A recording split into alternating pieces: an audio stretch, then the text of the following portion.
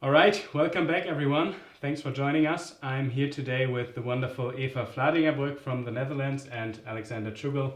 Both are well-known fighters against totalitarian regimes and for freedom and truth. And we're here to talk about the status quo of, for example, the farmers' protests in the Netherlands. Eva, what can you tell us about it? So maybe I should, for the people who don't know, I should maybe elaborate a little bit on what's going on.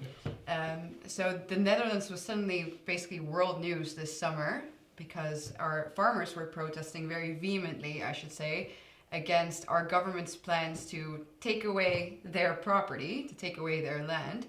And you might ask, why are they doing this? Well, they're saying that there is a nitrogen crisis in the Netherlands. So again, all part of the climate agenda. There's too much nitrogen being emitted, and it's apparently bad for nature. So our government is saying that we have to lower it, and in order to lower it, the farmers need to go. And just, funnily enough, they have to give up their land to whom? To the state. So our farmers went out and protested almost in a way like the Canadian truckers did a while back. And it was a massive protest, like something that we haven't seen in a very long time in the Netherlands. We're pretty docile people. Usually you don't see much uproar. We're not like the French. We're not, constantly going out on the streets protesting for everything. But this one did strike, I would say it was a sensitive thing for the Dutch, because this goes very far. It's really, our government is saying that before the year 2030 agenda, they need to reduce the livestock by 50%. So that means that basically, the majority of our farmers will go completely out of business if those rules and regulations are indeed enforced. And it seems like they are being enforced. Because the protests, even though they were very successful in the sense that they got a lot of people to pay attention to what was happening, they weren't necessarily successful in the sense that they stopped the government from pushing through with this agenda. So nothing basically happened, sadly, because even though they protested, at some point the government literally brought out their big guns and started shooting at protesters, peaceful protesters, mind you, and really peaceful protesters. Even the teenagers. Yeah, they shot at a 16-year-old boy that was driving away from the protest. So then at some point, I've spoken to farmers who said, what can you do? What can you do? You can go out and protest all you want, but once they start shooting at your children, it's really, it's a tough one. So over the summer, these protests did go on for a little while, and then our government was smart enough to say, we're going to take it back a little bit, and we're going to make you a new proposal, which they did. So now they just upped the bribe, and they're offering the farmers more money. So what I'm very afraid of is that a lot of people will probably take the money and go, pack up their stuff and potentially even start farming again in Germany, a couple hundred meters over the border, because there, for now at least, those rules don't apply. Okay. I have a few questions to this. So normally, if you have a protest like this, you normally always see the same three attacks. You have a certain tradition. In your case, it's the farming tradition. Yeah. As far as I know, you first of all have one of the best soil qualities in Europe and in the world, actually. You are number one agri export country. So yeah, not second only in in the Europe, world. one first in Europe, second in the world. Yeah. As far as I know, and you have a really long-going tradition of farming in the Netherlands. Yeah. Then the second thing is that most of the farms are owned by families, by Dutch families actually. Yeah. Most of them. There are not so many foreigners who own land. It's really Dutch people owning it. Yeah, oftentimes those are companies that have been in their families for That's it. centuries on end. Yes, Yeah. and then it's obviously they're fully private property. They were the ones. So you have the traditional aspect, the family aspect, and the property aspect, Yes. and all of them are attacked. Yeah. So the question is, do you see in the fight in the Netherlands, do you see the Dutch farming understanding all the three aspects of it? So I think the farmers themselves definitely do. I don't know if the general population really understands. Also because the general population seems to buy into the lie of the nitrogen crisis. So a lot of people think that there is at least some sort of crisis that needs to be solved, or a compromise again Yes. needs to be found. So even though the majority of the Dutch people do think that expropriating goes too far, I mean, come on, it's full-blown communism when you say it says we can just take your private property away for any type of crisis that we can create out of thin air. But that's the way I see it, and that's the way most freedom fighters and people who understand what our government has been doing with COVID and what they continuously do, they see through that. But a lot of, people who just read the average or the mainstream news have no idea. So they believe the lie on which this expropriation policy is built. But for people on our side, for me, why this is so important for sure is because it indeed touches on everything. Yes. The Dutch farmers, it's tradition, it's food supply, it's Christianity also, because and they're an independent group from the government. So that's, I think, there are two reasons I always point out as to why the state is in fact trying to expropriate the farmers, which have obviously nothing to do with the nitrogen. Of course. Two of them, the main ones, the land, because we have open borders. We had a migration record that was beaten again this year. 400,000 people coming into our country. We're at almost 18 million people. A very densely populated, very tiny country. Where are you going to put them all? It's not the Dutch population, native population that's growing. Actually, for the first time since the 1900s, we had more excess deaths, or more deaths in general, than births. We're a dying civilization. So why do we have a housing crisis? Because we have a ton of immigrants coming in every year. So our government needs to house these people somewhere. Where are you going to house them? There's no space. So you need new land in order to build new houses. Yes. Now, the government completely rejects this theory. They say it's a conspiracy theory. They do say that they have a housing crisis, of course. But they said the same things about the vaccine, and now we know that we were 100% right. Yeah, it has nothing to do with us being replaced at all. But of course, that's the truth. So that's one. And the other one is linked, again, that's why this is the 2030 agenda. It's a general attack on tradition, independency from the government, Christianity, hard work. And the farmers represent all of that. So I think it's both a practical and a deeply ideological fight that's going on here. Very, very interesting. So another question maybe for you, because this is really for us also very intense. So here in Austria we do not have this the same farming tradition as you have. You are really an export country. We're not the same. We do have the same things here. But what we see is that the government step by step takes away every form of private property through different possibilities. So I give you an example you know very well. During the Corona crisis, when they suddenly issued some rules, and those rules were the reason why lots of little shops actually had to close down. The government came and said, no, come on, I'll help you, I'll give you money, but you from now on have to follow more rules, and those rules are more strict and they are my rules. If you don't follow them, then we're going to close it down. So you see the same thing going on. Yeah. You just said that this is part of the 2030 agenda. Can you tell us a little bit more about this agenda? Yeah, so the 2030 agenda is the UN's agenda, basically to implement what they call the Sustainable Development Goals. And if you go, I think there's 17 from the top of my head. If you go and look at them, it's the typical liberal left-wing agenda where everything sounds really good, but in fact, when you look at how they want to reach those goals, you just have to basically flip it 180 degrees and then you have the truth. So, for example, ending world hunger, doesn't mean that, they're going to create more food. No, they're actually going to expropriate the farmers, create food hubs, and then they distribute it, and we're all going to be the ones who will end up eating bugs. That's... It is all right now. Yeah, and then you have solved world hunger. And when they say healthcare accessible to everyone, they mean, universal income, or they mean universal healthcare. So the answer is always communism. It's always you give up your rights and then we give you equality. That's it. And the equality is never real, of course, like with communism, it never is. Because true communism never entails real equality. It always entails a sort of feudalist system. And that's, I think, what we're heading towards with this as well. So Eva, you mentioned the farmers' protests in the Netherlands, and you also briefly mentioned the truckers in Canada, which were both like massive movements against the government.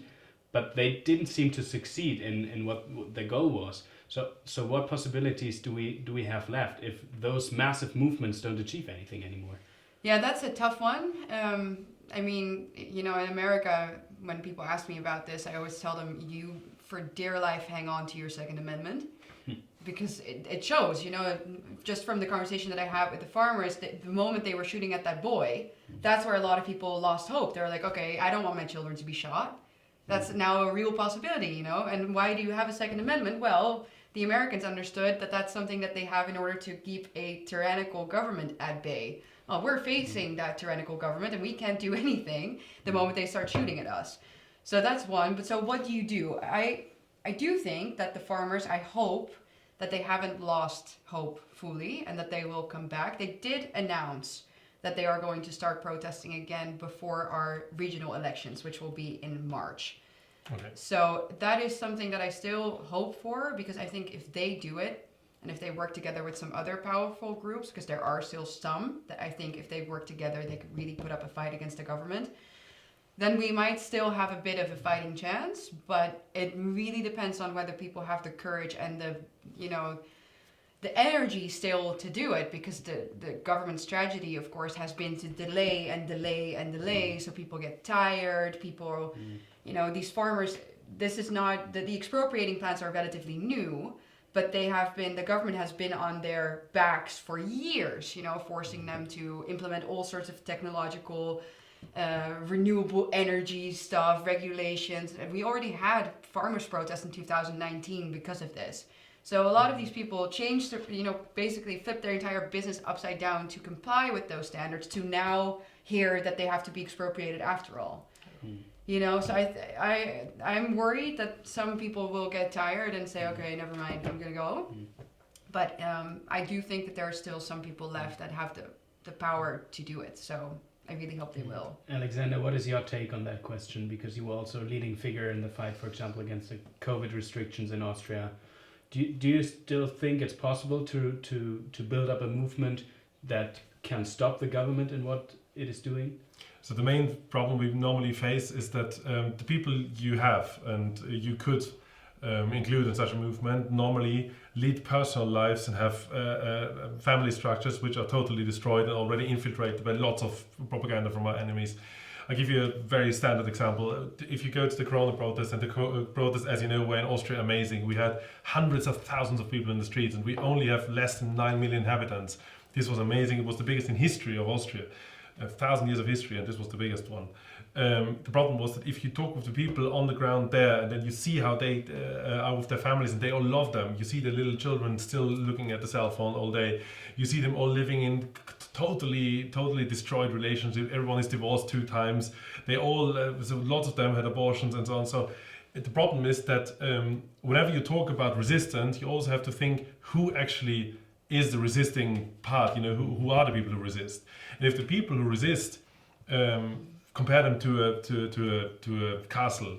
Let's imagine we have a medieval fight. Let's say the Turks, for example. The Turks came to Europe, and we had fortified cities in order to defend ourselves from the Islamic danger back then. And these fortified cities, lots of them succeeded as long as they were strong enough within.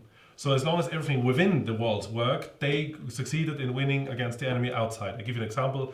Lots of the Hungarians, who now you see with Orban still are very, very Hungarian, etc., only survived. It depends on which part of Hungary. Some of them had hundreds of years of Islamic occupation, and they are still Hungarians because they managed to uphold the Hungarian traditions within the walls. And that's the main problem. We now have, if we could still talk about fortified cities, you know, just as a picture, the walls are, half of them are ripped down. The people inside live in chaos. They do not really actually know what they live for. The cities are turning ugly, so the people have less and less a real idea why they actually should defend it, etc. So it's getting really, really difficult. Look at the statistics. There are those common questions every now and then. Are you willing to defend your own home country? My country is always at the Austria absolute as well, bottom. Austria as well, etc. All our countries are the very absolute bottom. And then you look at some other countries, like every African country. It doesn't matter, by the way, if it's Islamic or not Islamic. Every African country has a higher understanding of this than we have. Every Eastern European country has a higher understanding of this than we have, unfortunately. And that's the main problem. So at the end of the day, Eva just pointed a solution out. She said that there is obviously the whole non-violent process comes to an end when one of the parties uses violence. And then obviously you have to have possibilities to defend yourself from violence. But the main problems why those possibilities are first of all, more or less unrealistic right now, and second of all, wouldn't work, is that the people who could use them have a corrupted and destroyed life themselves. Even if they still understand one or two aspects of the crisis, they themselves do not understand that the main crisis always happens within their own actually mind, soul and heart, and within their own family. So I think the first answer to this, even though it sounds boring, is a very, very important thing. You have to bring your family back in order, and you can't just invent order. You have to find order somewhere. And I think it's a very, very good idea to look for order at the person who at God who created it, you know. Yeah. So just look at God and try to form your life after Him, and then definitely things are turning out way, way better. Look at our history. I agree. Thousands of years of this, we brought up the best culture in the world. The leading culture of the whole world was the European Christian culture. Yeah. We rejected Christianity and we are losing. Now we have Chinese people who have more power than we have. Yeah. We have American liberal ideas who have more power than we have. But that's why our side should talk openly about it. So that's something that I've definitely taken into account for myself, and especially during COVID, started doing it more and more to speak about this, because without it, you get absolutely nowhere. No. So we need to point people to the truth. If you don't do it, then all of it is based on, a house can't be built on a shaky foundation. Yes. And it's definitely shaky. And the map that you just mentioned, there's another one, which if I see those, makes it so hard for me to feel like a true patriot, because you wonder, what are you still fighting for, right? At the Netherlands, the question asked was, it's a duty to have children. You have a duty to have children. How many people agree with that statement? In percentages, the Netherlands, 3.2% only agreed with that statement. We were at the lowest of the entire continent. It's crazy. 3.2%. And then you start, I tweeted that quite literally, saying this makes it hard for me to be a patriot, to really feel like there's something worth fighting for. And then you get into this whole discussion with people about what is duty, I would never see it as a duty. And just the whole moral and ideological and philosophical basis, the whole idea of God and the truth and creating a family, everything is just gone. So then even if people resist something, like government interference, if you don't know why, if you don't have the moral arguments against it, same thing with the vaccine. So many people were saying, oh yeah, the vaccine passports, for example, or all the vaccine mandates were wrong because the vaccine actually didn't stop transmission. So they come up with a rational argument for why it's wrong.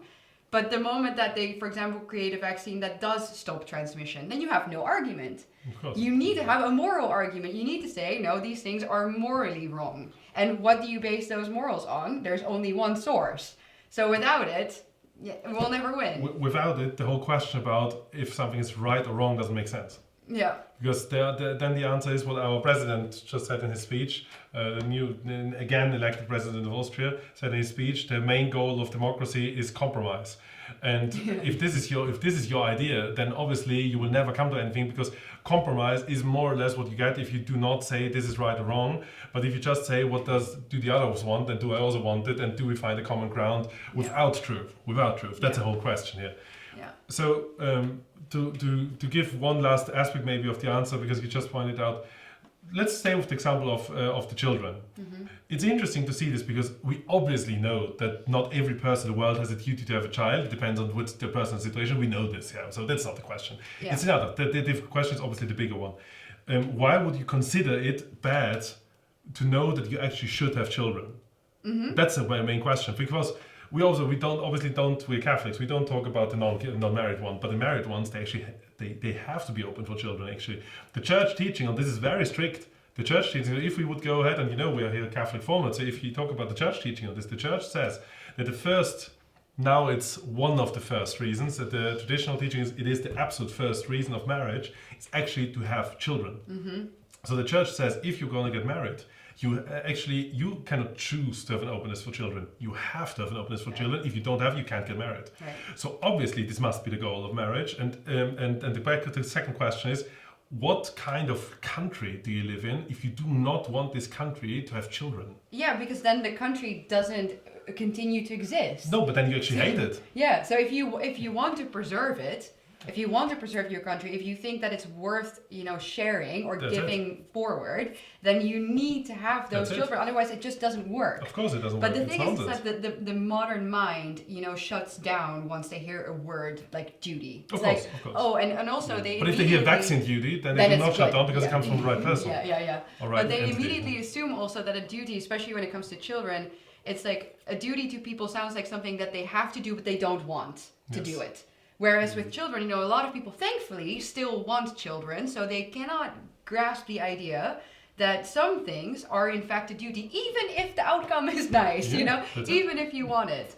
But so that fact, and then the debate that follows from that, and just the whole moral emptiness and not being willing to say, I love my country. I love this tradition. I want to give it to the next generation.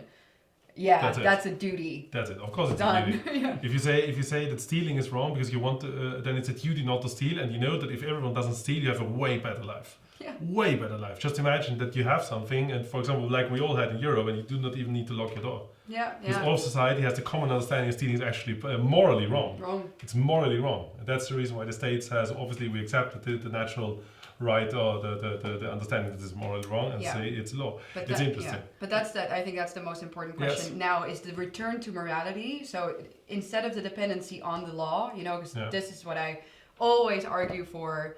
And it's something that I have a background in legal philosophy. Yes. Do you think that anyone, except for maybe one professor who we both really like, Professor Koeniging, no one ever taught this? So everyone's always focused on the law. The law is the answer. Rules and regulations. Well, we live in a world more regulated than you could possibly imagine. And obviously. of course, naturally, or it's it works both ways. The morality is at an all-time low as well.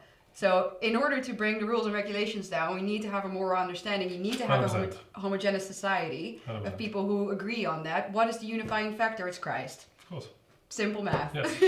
That's it. And the enemies of Christ cause division because they know that this is true. Yeah. Very easy answer. Very good. Very good. I think that those are beautiful words for the end of this format. So thank you very much, Eva. Thank you, Alexander. And thanks for watching. See you next time.